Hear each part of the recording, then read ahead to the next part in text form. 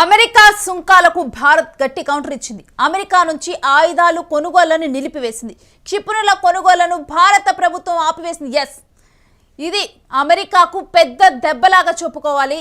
ఎందుకంటే అమెరికా ఏ దేశాలు ఇప్పుడు పాకిస్తాన్ను చూసినా ఏ దేశాల్లో యుద్ధం జరుగుతుందో ఉక్రెయిన్ ఆ దేశాలకు అమెరికా ఎప్పుడూ కూడా క్షిపణులని తనే స్వయంగా కూడా అమ్ముతూ ఉంటుంది. దాని ద్వారా కూడా ఎక్కువ లాభాలను గడిస్తూ ఉంటుంది.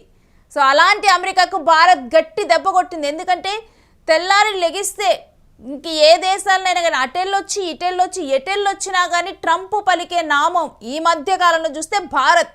ఒకరోజు నిద్రలేచి 25% సుంకాలు అంటారు, మరో రోజు నిద్రలేచి భారత్ నా ఫ్రెండ్ అంటారు, ఇంకో రోజు నిద్రలేచి నువ్వు నా మాట వినట్లేదు నీకు 50% సుంకాలు అంటారు, నీకు పెనాల్టీ అంటారు. సో అలాంటి అమెరికాకి ఇప్పుడు భారత్ గట్టి దెబ్బ ఇచ్చింది, గట్టి కౌంటర్ వేసింది. శాంతి ముక్క దేశం భారత్ అని చెప్పి కూడా అన్ని దేశాలకి తెలుసు.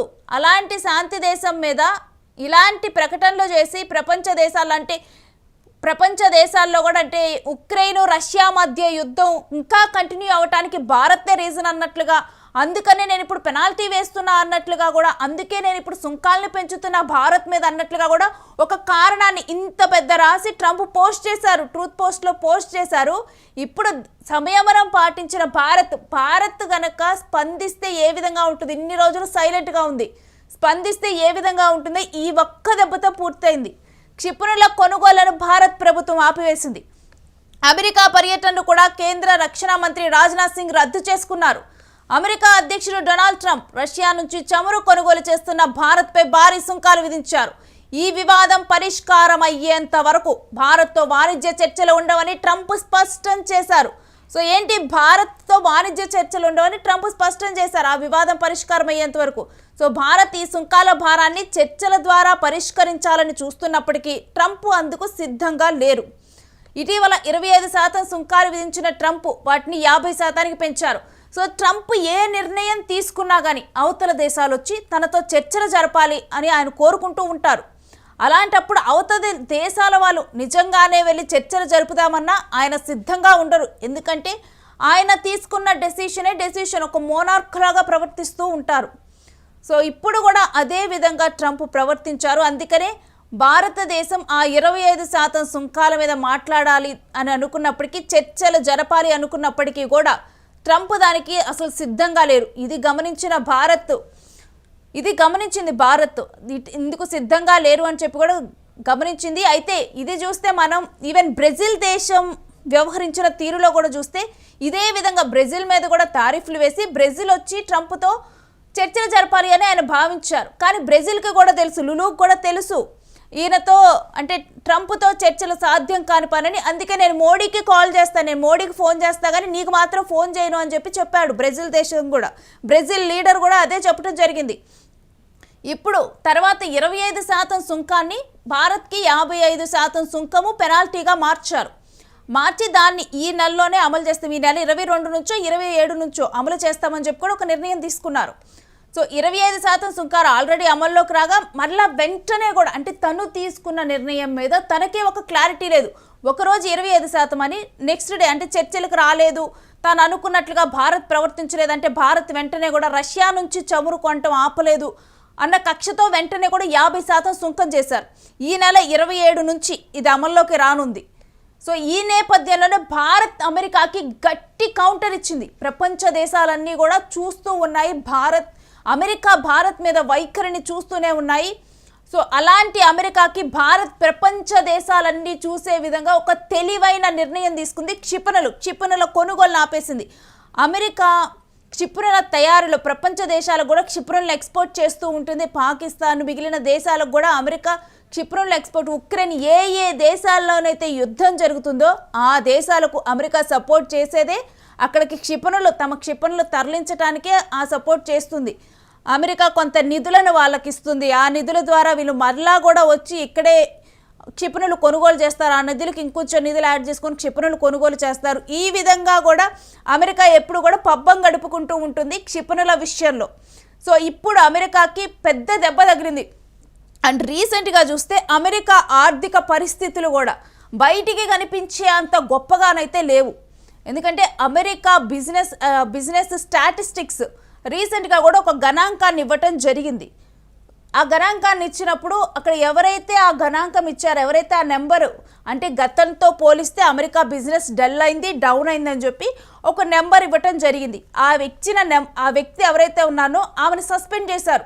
నువ్వు తప్పుడు లెక్కలు ఇచ్చావు, నాకు నచ్చే విధంగా ఆ లెక్క ఇవ్వు, నాకు నచ్చే విధంగా ఆ లెక్క ఇచ్చే వాళ్ళని అక్కడ పెట్టుకోవడానికి ట్రంప్ ఆమెని సస్పెండ్ చేయడం జరిగింది. ఇది దేశం అందరూ కూడా షాక్ అయ్యారు. ఇలా కూడా ఉంటారా ఒక ప్రెసిడెంట్? ఇలాంటి ఎనాలిసిస్ అంటే ఇలాంటి ఎనలిటిక్స్ వల్లే కదా మరలా కూడా డౌన్ అయిందా ఏంటి అని తెలుసుకొని కూడా మరలా దేశ ఆర్థిక పరిస్థితిని అభివృద్ధి చేసుకునేది, ఇవన్నీ చేసేది. అలాంటి ఒక అధికారిని సస్పెండ్ చేస్తారా అని చెప్పి కూడా షాక్ అయ్యారు.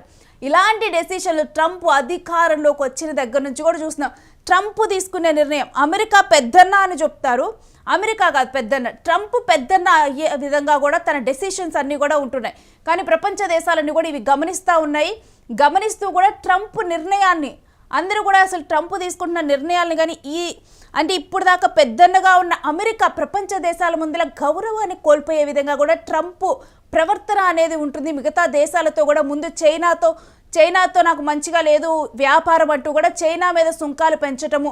ఎందుకంటే చైనా నుంచే చీప్గా మెటీరియల్ కానీ ఇవన్నీ కూడా అక్కడ బ్రాండ్స్ ఏవైతే ఉన్నాయో మనం సో కాల్డ్ గొప్ప బ్రాండ్స్ అమెరికా నుంచి తెచ్చుకున్నామని చెప్తామో ఆ బ్రాండ్స్ అన్నీ కూడా చైనాలో మ్యానుఫ్యాక్చర్ అయ్యి వస్తాయి. అక్కడ మ్యానుఫ్యాక్చరింగ్ కాస్ట్ ఇవన్నీ తక్కువ కాబట్టి అలాంటిది ఆ చైనా మీద అలిగి ఒక్కసారిగా కూడా మొత్తం అన్నీ పెంచేశారు. ఇంకా అక్కడున్న బ్రాండ్స్ అన్నీ కూడా ఒకసారి మూసేసుకునే పరిస్థితి, అన్నీ కూడా ఆన్లైన్లోనే మనకి చీప్గా దొరికిన సిచ్యువేషన్ కూడా చూసాం. ఇంకా దెబ్బకి కళ్ళు తెరుచుకున్న అమెరికా ఇంకా ఒక్కసారిగా కూడా చర్చలకు దిగి అప్పటి నుంచి ఏదైతే 150% వేసిందో చైనా మీద సుంకాల్ని, ఆ తారీఫ్ని తగ్గించుకొని తోక ముడుచుకుంది. సో ఇప్పుడు భారత్ విషయంలో కూడా అదే ప్రయత్నం చేసింది. రష్యా నుంచి ఏం ఎక్స్పెక్ట్ చేసింది అమెరికా?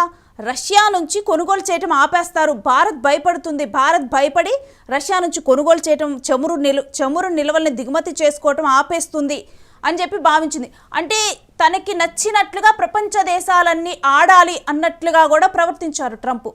ఎందుకంటే ముందుగా ఎప్పుడైతే రష్యా ఉక్రెయిన్ యుద్ధం జరిగిందో ఒక్కసారిగా కూడా చమురు ధరలు పెరిగిపోతాయి అన్న సందర్భము, అలాంటి సందర్భంలో భారతదేశం మిగిలిన దేశాలని రష్యా నుంచి కొనుగోలు చేయడం ఆపినప్పుడు భారతదేశం కొనుగోలు చేస్తున్నప్పుడు అప్పుడు అమెరికానే మొదట ఎంకరేజ్ చేసింది. ఎందుకంటే దీనివల్ల మార్కెట్లో చమురు ధరలు పెరగకుండా కూడా ఆర్థిక పరిస్థితి అలానే కొనసాగేందుకు కూడా ఇది ఉపకరిస్తుంది అని చెప్పి అప్పుడు ఎంకరేజ్ చేసిన వాళ్ళు ఇప్పుడు ప్రపంచ దేశాలన్నీ కూడా అంటే ఉక్రెయిన్ రష్యా మధ్య యుద్ధం జరుగుతుంది. భారత్ రష్యా దగ్గర ఆ చమురు కొనుగోలు చేయటం వల్లే ఇప్పుడు ఆ యుద్ధం కంటిన్యూ అవుతుంది అనే విధంగా కూడా, అంటే ఇప్పుడు రష్యాతో అమెరికా ఇటు బిజినెస్ చేస్తూ ఉంది, అమెరికాకు కూడా కొన్ని దిగుమతులు వస్తున్నాయి. అదే విషయం కూడా ఎప్పుడైతే మీరు ఇలా కొనుగోలు చేస్తున్నారో దీనివల్లే రష్యా ఉక్రెయిన్ యుద్ధం ఇప్పుడు కొనసాగుతుంది అన్నట్లుగా కూడా ట్రంప్ మాట్లాడినప్పుడు అదే రిప్లై ఇవ్వటం జరిగింది. మన భారత్ కూడా అదే విధంగా కౌంటర్ ఇచ్చారు. అంటే అమెరికా కూడా కొనుగోలు చేస్తూ ఉంది కదా కొన్ని ఉత్పత్తులని, మేమైనా ఆర్థిక అవసరాల దృష్ట్యా మేము కంపల్సరీ అయి కొనుగోలు చేస్తున్నాము, మీకు అలా కాదు, మీకు ఆల్టర్నేటివ్ ఉన్నా కానీ మీరు రష్యాతోనే ఆ బిజినెస్ చేస్తూ ఉన్నారు అని క్వశ్చన్ చేసినప్పుడు ఇదే ప్రశ్న ట్రంప్ను అక్కడ మీడియా అడిగినప్పుడు దానికి ట్రంప్ దగ్గర సమాధానం లేదు. ఐ డోంట్ నో, అంటే ఒక ప్రెసిడెంట్గా ఉన్న వ్యక్తికి దాని గురించి తెలియదు. రష్యాతో అసలు అమెరికాకి ఏం ఎగుమతులు ఉన్నాయి, రష్యాతో ఎంత బిజినెస్ అవుతుంది అన్న ఐడియా ఒక ప్రెసిడెంట్గా ఉన్న వ్యక్తికి ఉండదా? అలాంటి వ్యక్తి నాకు తెలియదు అని చెప్పేశారు.